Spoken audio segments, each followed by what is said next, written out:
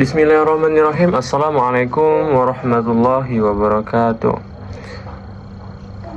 Hadirin yang saya hormati, pertama mari kita panjatkan rasa dan puji syukur kita atas kehadiran Allah Subhanahu wa taala, berkat rahmat beliau sehingga saya berada di sini dalam keadaan sehat walafiat yang diberikan kenikmatan oleh Allah Subhanahu wa taala. Yang saya hormati Ibu pengempu mata kuliah Ilmu dan Teknik Perundang-undangan Marta Diala Suaka SHMH. Yang saya hormati teman-teman sekalian yang ada di manapun kalian berada yang menyaksikan presentasi saya. Baiklah, di sini saya atas nama Reno Noprensyah dengan NIM 2323150035 ingin menyampaikan hasil materi saya dari tugas yang diberikan dari minggu yang lalu, yaitu tugas materi dari bab 10 sampai bab 13. Baiklah, pada kesempatan kali ini saya akan menjelaskan beberapa materi tentang ilmu dan teknik perundang-undangan. Nah, yang pertama itu saya akan menjelaskan apa itu ilmu dan teknik perundang-undangan itu. Ilmu perundang-undangan adalah ilmu yang mempelajari tata cara kita untuk pembentukan dan apa itu suatu cara untuk kita membentuk undang-undang itu. Nah, jadi teknik perundang-undangan adalah cara atau metode. Ini saya jelaskan sekali lagi ya. Teknik itu adalah cara atau metode kita dalam membentuk suatu undang-undang yang baik dan benar agar kita kelaknya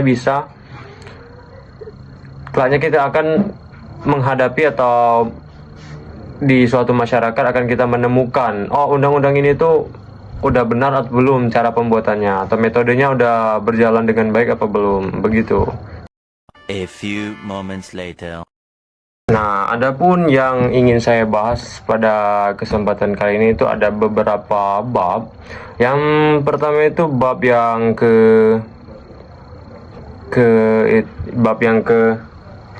pertama itu adalah jenis peraturan perundang-undangan, itu yang pertama di bab 10. Nah, yang kedua itu ada fungsi dari berbagai jenis peraturan perundang-undangan, itu di bab 12. Nah, dan yang ketiga itu materi muatan undang-undang dan peraturan undang-undang lainnya, itu di bab 12 nantinya saya akan bahas. Nah, yang terakhir itu di bab 13 itu adalah asas-asas pembentukan peraturan perundang-undangan yang baik. Nah, itulah yang ingin saya paparkan nantinya. Oke, baiklah, di bab pertama ini saya akan menjelaskan beberapa tentang jenis-jenis peraturan perundang-undangan. Yang pertama itu peraturan perundang-undangan di tingkat pusat. Nah, peraturan perundang-undangan di tingkat pusat ini atau yang disebut Perpu atau undang-undang. Nah, undang-undang adalah peraturan perundang-undangan yang tinggi yang ada di negara Republik Indonesia yang pembentukannya dilakukan oleh Dewan Perwakilan Rakyat atau DPR bersama dan disetujui oleh Presiden ya, sebagaimana yang ditetapkan di dalam pasal 5 ayat 1 dan pasal 20 Undang-Undang 1945.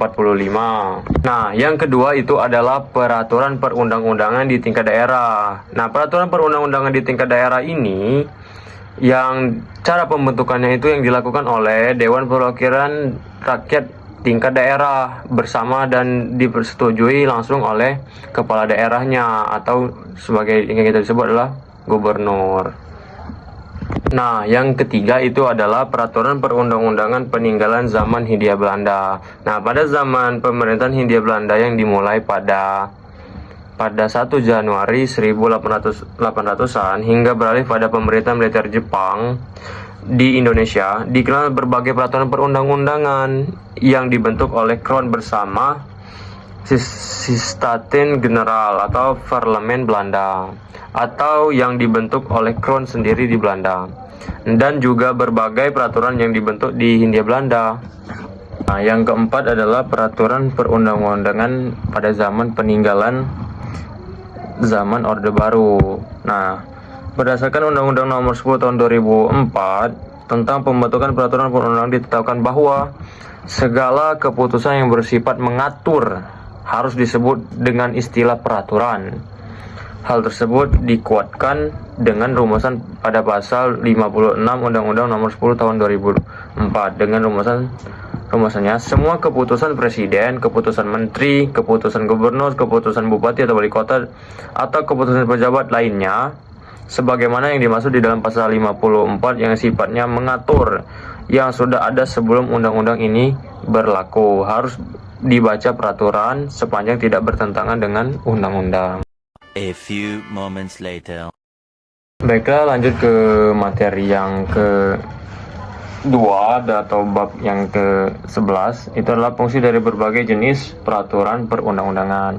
Ada beberapa fungsi. Yang pertama itu fungsi undang-undang dan peraturan pemerintahan pengganti undang-undang atau yang disebut kita Perpu. Nah, yang kedua itu ada fungsi peraturan pemerintah.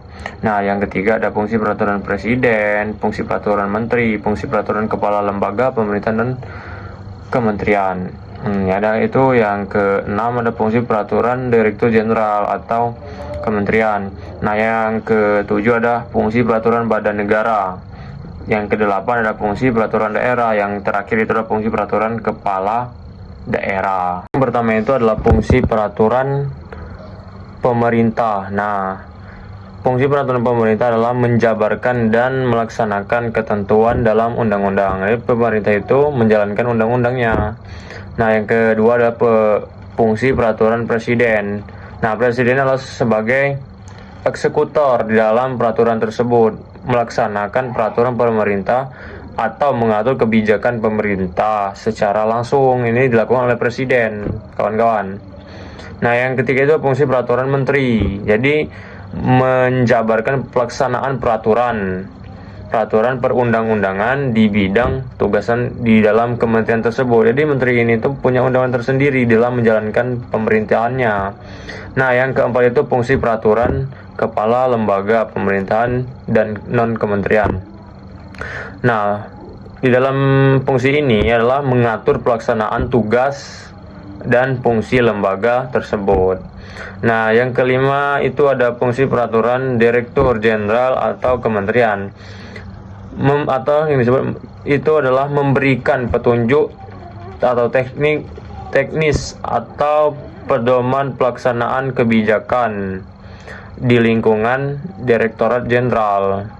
Nah, yang keenam itu adalah fungsi peraturan badan negara.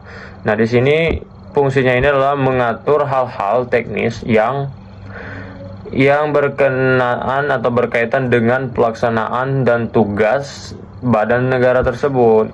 Itulah fungsinya. Nah, yang ketujuh itu fungsi peraturan daerah.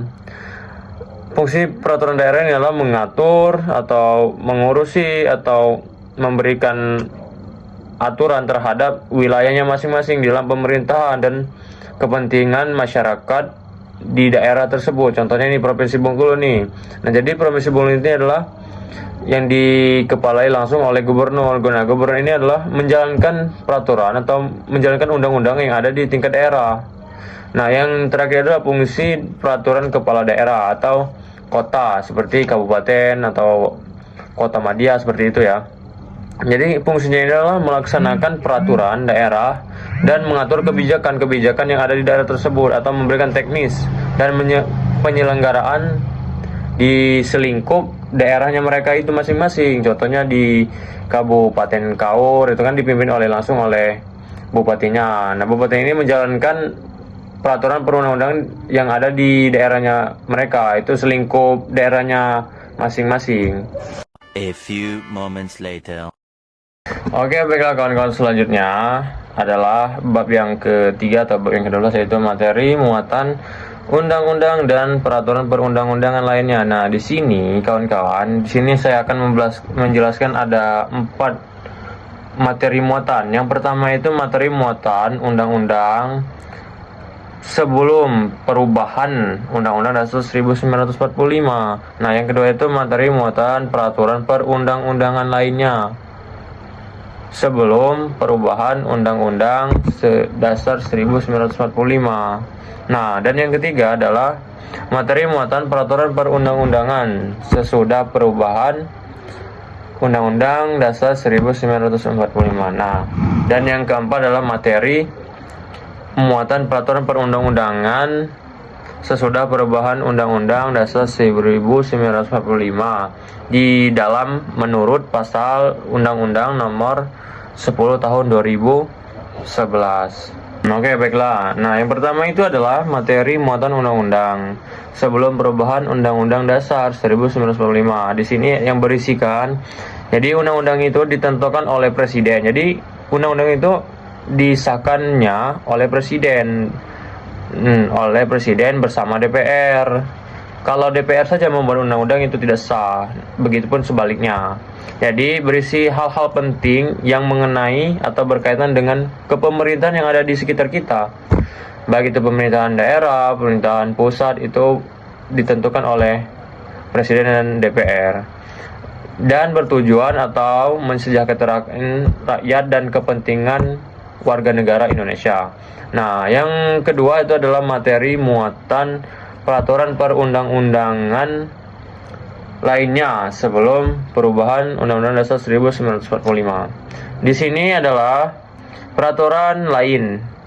Peraturan presiden hanya berfungsi sebagai pelaksanaan dari undang-undang. Jadi peraturan kepresiden itu hanya pelaksanaan dari undang-undang tersebut dan tidak boleh bertentangan dengan Undang-Undang Dasar dan undang-undang. Jadi kepresiden itu tidak boleh melanggar atau tidak boleh melenceng dari yang namanya Undang-Undang Dasar. Di situ adalah pokok atau landasan untuk kepresidenan dalam melaksanakan peraturan. Nah, dan yang ketiga adalah materi muatan peraturan perundang-undangan sesudah perubahan Undang-Undang Dasar 1945 menurut Undang-Undang Nomor 11 Tahun 2004. Nah, di dalam materi ini peraturan perundang-undangan harus mencerminkan kejelasan tujuan. Nah, jadi undang-undang ini adalah menjelaskan tujuannya kemana dari peraturan-peraturan ini. Nah, kelembagaan, pembentukan yang tepat, kesesuaian jenis dan hierarki, serta tidak bertentangan peraturan yang lebih tinggi. Nah, balik lagi ke Undang-Undang Dasar. Jadi Undang-Undang Dasar ini adalah pedoman untuk atau landasan dalam undang-undang lainnya itu untuk berpatokan kepada undang-undang yang lebih tinggi di atasnya. Jadi yang itu untuk materi yang muatan yang ketiga, ya kawan-kawan. Jadi kawan-kawan, yang keempat ada materi muatan peraturan undang-undang sesudah perubahan Undang-Undang Dasar 1945 menurut Undang-Undang Nomor 12 Tahun 2011. Nah, di dalam materi muatan ini memuat nama hukum yang bersifat mengatur. Nah, jadi nama hukum bersifat yang mengatur ini adalah lembaga yang mengatur atau berisi materi sesuai jenis dan kewenangan pembentukannya, berasaskan kejelasan, rumusan, keadilan, kemanusiaan, dan dapat dilaksanakan secara efektif. Nah, jadi materi muatan ini adalah kejelasan, rumusan yang akan dilaksanakan oleh lembaga-lembaga dan dapat dilaksanakan dan harus dilaksanakan secara efektif. Itu kawan-kawan. A few moments later. Oke kawan-kawan, selanjutnya itu materi yang keempat yang terakhir, yaitu di bab 13 ini adalah asas-asas pembentukan peraturan perundang-undangan yang baik. Jadi asas-asasnya itu adalah yang pertama itu pendahuluan, dan yang kedua itu ada yang namanya asas-asas pembentukan peraturan negara yang baik menurut I.C. van der Vlies. Nah, dan yang ketiga itu asas-asas pembentukan peraturan perundang-undangan yang patut menurut Ahmed As-Tatamimi. Dan yang keempat, asas pembentukan peraturan perundang-undangan yang baik menurut Undang-Undang Nomor 10 Tahun 2004. Dan yang terakhir itu adalah asas pembentukan peraturan perundang-undangan yang baik menurut Undang-Undang Nomor 12 Tahun 2011. Nah, itu saja untuk materi yang keempat di bab 13 kawan-kawan. A few moments later. Oke kawan-kawan, selanjutnya itu materi yang keempat yang terakhir yaitu di bab 13 ini adalah asas-asas pembentukan peraturan perundang-undangan yang baik. Jadi asas-asasnya itu adalah yang pertama itu pendahuluan, dan yang kedua itu ada yang namanya asas-asas pembentukan peraturan negara yang baik menurut I.C. van der Vlies. Nah, dan yang ketiga itu asas-asas pembentukan peraturan perundang-undangan yang patut menurut Ahmed As-Tatamimi. Dan yang keempat, asas pembentukan peraturan perundang-undangan yang baik menurut Undang-Undang Nomor 10 Tahun 2004. Dan yang terakhir itu adalah asas pembentukan peraturan perundang-undangan yang baik menurut Undang-Undang Nomor 12 Tahun 2011. Nah, itu saja untuk materi yang keempat di bab 13 kawan-kawan. Baik kawan-kawan, yang materi yang pertama itu adalah asas-asas pembentukan peraturan negara yang baik menurut I.C. van der Vlies. Di sini dia menjelaskan bahwa meliputi asas kejelasannya teman-teman, tujuan organ atau lembaga nantinya, pembentukan yang tepat, kebutuhan nyata bagi masyarakat dapat dilaksanakan, dan kejelasan rumusan. Nah, dan yang kedua itu adalah asas-asas pembentukan peraturan perundang-undangan yang patut menurut Ahmed S. At-Tamimi. Terdiri dari asas negara hukum, keadilan, keseimbangan, keserasian, dan dapat diterima oleh masyarakat luas, yaitu masyarakat Indonesia. Jadi jika asas ini tidak dilaksanakan atau tidak sesuai dengan apa yang masyarakat inginkan, itu tidak boleh dilaksanakan undang-undang tersebut, kawan-kawan.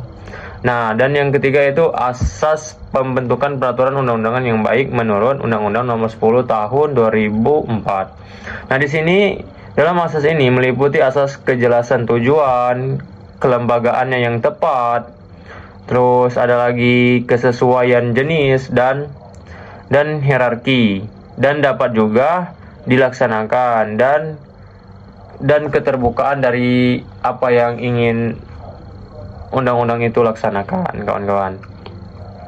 Nah, dan yang keempat itu ada asas pembentukan peraturan perundang-undangan yang baik menurut Undang-Undang Nomor 12 Tahun 2011. Nah, di dalam asas ini menjelaskan asas kejelasan dan tujuannya, kelembagaannya, pembentukan yang tepat atau tidaknya, kesesuaian jenisnya, dan materi, kejelasan rumusan, dan keterbukaan dan asas keadilannya. Nah, dan yang terakhir itu ada asas penerapan asas pembentukan peraturan perundang-undangan di Indonesia. Dilaksanakan dengan berpendaman pada asas-asas tersebut agar peraturan hukum yang dibuat memiliki kepastian keadilan dan kemanfaatan bagi masyarakat. Nah, dalam masyarakat ini perlu dianalisis oleh kita, kawan-kawan. Apakah undang-undang ini ataukah pembentukan undang ini udah manfaat untuk masyarakatnya itu nampak atau bisa dirasakan langsung oleh masyarakat atau tidak? Jika tidak, maka undang-undang ini tidak bisa dijalankan atau bisa merugikan masyarakat. Nah, itu contohnya kita sebagai mahasiswa itu melaksanakan demo. Mengapa kita melaksanakan demo itu? Karena kita bahwasanya undang-undang ini tidak pro rakyat ini nih bahwasannya, kawan-kawan. Jadi kita berhak untuk menyuarakan suara hati kita agar undang-undang ini tidak bisa dijalankan karena tidak ada manfaat bagi masyarakat. Oke, itu saja kawan-kawan dari materi yang keempat ini. Oke teman-teman, mungkin cukup sekian presentasi saya. Presentasi saya cukupkan sampai di sini karena yang di sana sudah bahagian sama yang lain. Pepatah mengatakan, jika ada sumur di ladang, bolehlah saya menumpang mandi. Jika ada umur yang panjang, percuma juga kalau kita nggak bisa menua bersama lagi. Berakit-rakit ke hulu, berenang-renang ke Bengkulu. Dia sudah berlalu, masa lalu bukan urusanku. Saya Reno Nopriansa, Jika ada salah saya mohon maaf, kepada Allah saya mohon ampun. Saya akhiri, wassalamualaikum warahmatullahi wabarakatuh.